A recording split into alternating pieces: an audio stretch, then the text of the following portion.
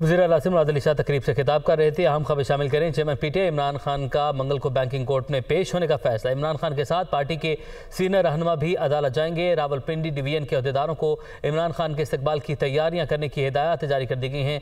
लियाकत अंसारी से इस हवाले से मज़ीद मालूमात हासिल करते हैं। जी लियाकत अंसारी बताएगा, इमरान खान ने पेश होने का फैसला कर लिया है।